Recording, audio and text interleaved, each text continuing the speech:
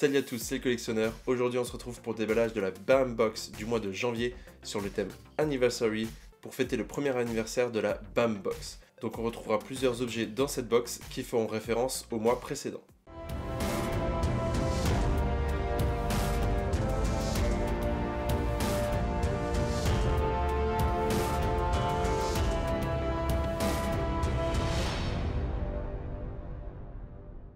On commence avec le pins du mois, ici d'un point américain avec marqué dessus Zombie, donc probablement une référence à la série The Walking Dead.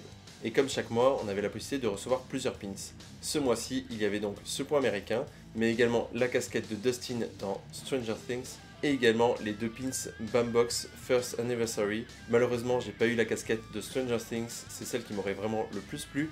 Donc pour ce pins, je vais mettre un point et une valeur de 4$, un petit peu plus que d'habitude, puisqu'il s'agit d'une forme un petit peu particulière par rapport aux pins classiques. Ensuite, on retrouve dans la box un celluloïd, ou en anglais Animation Cell. Donc en fait, ce sont des images qui ont été réalisées pour notamment des dessins animés en général, et donc ici, il s'agit du dessin animé Street Fighter. Alors comme d'habitude, quand on reçoit des celluloïdes, ça peut être de plein de licences, donc il n'y avait pas que du Street Fighter, il y avait vraiment la possibilité d'avoir plein d'autres choses, comme du Ghostbusters ou des choses comme ça. En tout cas, celui-ci est plutôt sympa. Maintenant, je suis pas un grand fan des celluloïdes, je préfère par exemple des hardprints que je vais pouvoir afficher. Ici, j'ai pas de fond, donc il faudrait par exemple que j'imprime un fond et que j'essaie peut-être de le mettre dans un cadre, ça pourrait être sympa. Donc pour ce celluloïde, je vais donner 2 points, et au niveau de la valeur, on les trouve pour entre 10 et 15$ américains. Ensuite, dans la box, on pouvait recevoir une plaque d'immatriculation. Ici, j'en ai reçu une avec marqué Nervous. Donc pour ceux qui ne connaissent pas, ça vient du film Ferris Bueller's Days Off. Il s'agit en fait d'une plaque d'immatriculation présente sur la Ferrari du père du meilleur ami du héros du film. C'est un petit peu long à enchaîner ça. Alors on avait la possibilité de recevoir plusieurs plaques d'immatriculation différentes. Donc les voici, donc on avait Nervous, on avait également une du film Anchorman, et enfin on avait la plaque d'immatriculation de Knight Rider. Donc celle-là c'est celle que j'aurais le plus apprécié à voir, mais bon celle-ci est quand même assez sympa, surtout si vous avez apprécié le film. A noter d'ailleurs que si vous n'avez pas vu le film et que vous avez apprécié Deadpool, je vous recommanderais de le voir, surtout la scène finale, puisque la scène finale en fait de Deadpool reprend la scène finale de ce film. Donc pour finir avec cette plaque, je vais donner 2 points et on la trouve pour environ 10$ sur internet.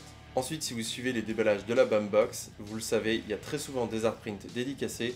Ici évidemment, ça ne manque pas ce mois-ci. On a le droit ici à une création de Rocky Davis et dédicacée par lui-même. Donc ça met en scène pas mal de personnages de films d'action. Donc on retrouve Schwarzenegger, Stallone, également Alien, Predator, etc. Vous avez la petite tête de Robocop dans le coin, également un Gremlins qui se balade. Et tout ça représente en fait une couverture de comics fictive. Donc je trouve ça plutôt sympa. Donc pour cet artprint, je vais donner 2 points. Et au niveau de la valeur, pour des choses créées par Rocky Davis et dédicacées, on les retrouve pour environ 15$.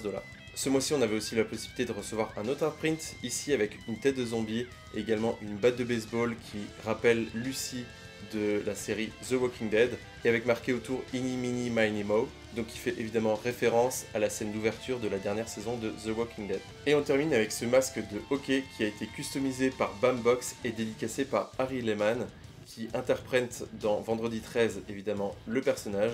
Donc ça c'est vraiment plutôt sympa. Par contre, ils avaient mis ça dans une précédente box, donc je pense que c'était la première ou la deuxième box de Bambox. Donc ça, c'est un petit peu dommage parce que ça peut faire doublon. Par contre, il est clairement de meilleure qualité que celui qu'ils avaient reçu. Le précédent était vraiment de mauvaise qualité, l'élastique était vraiment mauvais. Ici, franchement, c'est un masque de très bonne qualité, qu'ils ont en plus customisé avec des traits rouges, etc. Donc ça change un petit peu parce que chaque masque sera unique en quelque sorte. Et bien sûr, la dédicace, c'est très important. Donc là, normalement, un masque dédicacé par Harry Lehman, vous l'avez pour 80 à 100$ sur internet. Ici, ceux de la BAM Box, on les retrouve sur eBay pour environ 30$ américains. Après, c'est clairement le meilleur objet de la box, en tout cas pour moi. Donc ici, je vais donner 3 points pour ce masque.